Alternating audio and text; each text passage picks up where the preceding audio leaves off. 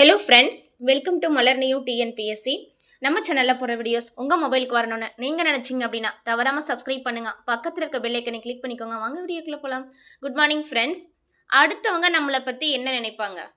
So நீங்கள் குண்டானா ரொம்ப அதிகமாக சாப்பிட்றீங்கன்னு சொல்லுவாங்க. நீங்கள் குண்டானா ரொம்ப அதிகமாக சாப்பிட்றீங்கன்னு சொல்லுவாங்க. நீங்கள் ஒல்லியானா உங்களுக்கு ஏதோ நோய் வந்துடுச்சுன்னு சொல்லுவாங்க. நீங்கள் நல்லா டீக்கா ஃபேஷனாக ட்ரெஸ் போட்டால் பந்தா பண்ணுறீங்கன்னு சொல்லுவாங்க. நீங்கள் எளிமையாக ட்ரெஸ் போட்டால் ஏழைன்னு சொல்லுவாங்க. நீங்கள் தீவிர சிந்தனைகளோடு தான் உண்டு தன் வேலை உண்டுன்னு இருந்தால் இவன் ஓவர் கடி போர்டா அப்படின்னு சொல்லுவாங்க நண்பா. நீங்கள் எல்லார்கிட்டையும் ஜாலியாக சிரித்து பேசி விளையாட்டுத்தனமாக இருந்தால் இவனுக்கு மெச்சூரிட்டி பத்தாதுடான்னு சொல்லுவாங்க. நீங்கள் மனசுக்கு பட்டதை அப்பட்டமாக வெளியில் பேசுனா மூஞ்சில் அடித்த மாதிரி பேசுகிறான் இவன் முரடன்னு சொல்லுவாங்க.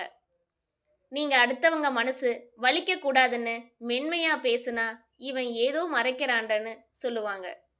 நீங்கள் திருமணம் ஆகாதவராக இருந்தால் உங்களை தனிமை விரும்பின்னு சொல்லுவாங்க. நீங்கள் ஒரு சாதனையாளராக இருந்தால் அவனுக்கு குருட்டு அதிர்ஷ்டம்னு சொல்லுவாங்க.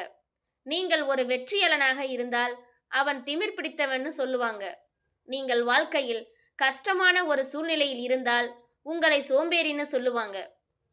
நீங்கள் நேர்மையானவராக வாழ்ந்தால் உங்களை பிழைக்க தெரியாத அப்பாவின்னு சொல்லுவாங்க. வாழ்க்கையில் நீங்கள் என்ன செஞ்சாலும் இந்த உலக மக்கள் உங்களை ஏதோ ஒன்று சொல்லி விமர்சனம் பண்ணிக்கிட்டே தான் இருப்பாங்க. உங்கள் மனசுக்கு எது சரின்னு படுதோ அதை பண்ணுங்க நண்பா. உங்கள் மனசுக்கு எது சந்தோஷம்னு படுதோ அதை பண்ணுங்க நண்பா. அடுத்தவங்க நம்மளை பற்றி என்ன பேசுவாங்கன்னு எப்பவுமே கவலைப்படாதீங்க. வாழ்ந்தாலும் ஏசும், தாழ்ந்தாலும் ஏசும். வையகம் இதுதானடா. பூவுக்கு சூட்ட இறைவனை தேடுபவன் நான். எனக்கு பாடல் என்பது கண்ணீர் சுரப்பி. கோபமும் ஒரு வகை அன்புதான். அதை அனைவரிடமும் காட்ட முடியாது. நெருங்கியவரிடம் மட்டுமே காட்ட முடியும். படிப்பை மட்டுமே நம்புங்கள். உங்களை விட்டு எல்லாம் போனாலும் படிப்பு உங்களை காப்பாற்றும். பணத்தின் மதிப்பு உன்னிடம் இல்லாத போது தெரியும். உன்னுடைய மதிப்பு பணம் இல்லாத போது தெரியும்.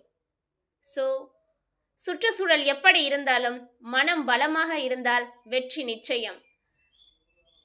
ஸோ மறுபடியும் ஒரு பறவை என் தோள் மீது வந்து அமர்ந்தது. ஏதேதோ கதைகள் பேசியது. மனம் பறித்து கொத்தி தின்றது. சட்டென்று ஒரு நாள் என்ன நினைத்ததோ தெரியவில்லை. சிறகுகள் படபடக்க மறைதூரம் பறந்து போனது.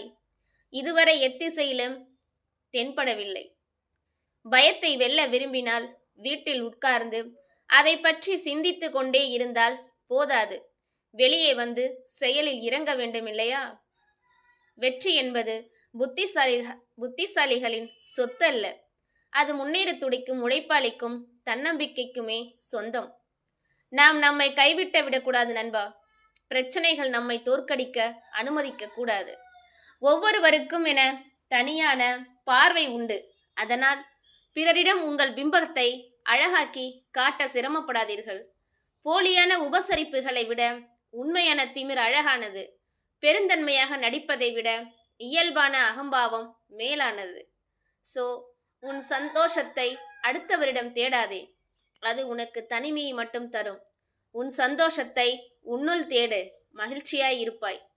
என் நிலையிலும் நீ யாருக்கும் தாழ்ந்தவரில்லை. எப்போதும் உன்னை நீ உயர்ந்த இடத்திலேயே வைத்திரு. வெளிச்சத்திலிருந்து இருட்டுக்கு வந்தால் கண் தெரிவதில்லை. இருட்டிலேயே வந்தால் கண் நன்றாக தெரிகிறது. துன்பத்திலே வாழ்பவனுக்குத்தான் அறிவு பல வகையில் வேலை செய்கிறது. அறியாமைக்கு ஆரம்பம் இல்லை, ஆனால் முடிவு உண்டு. விழிப்பு உணர்வுக்கு ஆரம்பம் உண்டு, முடிவு இல்லை. விருப்பம் இருந்தால் 1000 வழிகள், விருப்பம் இல்லாவிட்டால் 1000 காரணங்கள். இவைதான் மனிதனின் எண்ணங்கள். உந்தன் கேள்வியில் அதிகார சாயல் இருப்பின் எந்தன் பதிலில் நிச்சயம் திமிரின் சாடல் இருக்கும். தன் மகிழ்ச்சிக்காகத்தான் செய்யும் செயல் சரியா தவறா என்று தெரியாமல் செய்து கொண்டே இருந்தால் காலம் நிச்சயம் ஒரு நாள் கற்பிக்கும். தொட்டிலில் பிறந்து காலில்லாத கட்டிலில் சென்று ஆளில்லா காட்டில் தூங்கவே இத்தனை ஆட்டமும். மனிதன் இறுதியாக இறப்பதற்கு இடையில் மனதால் பல முறை இறந்து விடுகிறான். சில நேரம் சில மனிதர்களால், சில நேரம் சில மாற்றங்களால். கேள்விகள் சத்தமாக கேட்கும் இடத்தில் பதில்கள் திமிராக சொல்வதில் தப்பேதும் இல்லையே. கவனிச்சிருக்கீங்களா? சிலர் தப்பு பண்ணிட்டா வச்சுக்கோயேன், மன்னிப்பு கேட்கறதுக்கு பதிலாக நம்மக்கிட்ட பேசுறதையே ஸ்டாப் பண்ணிடுவாங்க. வேஷம் போட்டா இங்கே நல்லவன், காசு இருந்தால் கடவுள், உண்மை பேசினால் பைத்தியக்காரன், அன்பு காட்டினால் ஏமாளி, எடுத்து சொன்னால் கோமாளி. நவீன உலகில் மாறி வரும் மாற்றங்கள் நண்பா. நேர்மையாக இருப்பவர்களிடம் ஒரு கர்வம் இருக்கும், துணிச்சலாக இருப்பவர்களிடம் ஒரு உண்மை இருக்கும், தப்பு செய்யாதவர்களிடம் ஒரு தைரியம் இருக்கும், வேஷம் போடுறவங்கிட்ட இது எல்லாமே இருக்கும். ஸோ அடுத்தவங்க நம்மளை பற்றி என்ன நினைப்பாங்க அப்படின்னு நாம் எதையும் திங்க் பண்ணிகிட்டே இருக்கக்கூடாது. நமக்கு என்ன பிடிக்குதோ, நமக்கு என்ன வருதோ அதை செஞ்சுட்டு போயிட்டே இருக்கணும். ஓகே, தேங்க்யூ ஃபார் வாட்சிங்.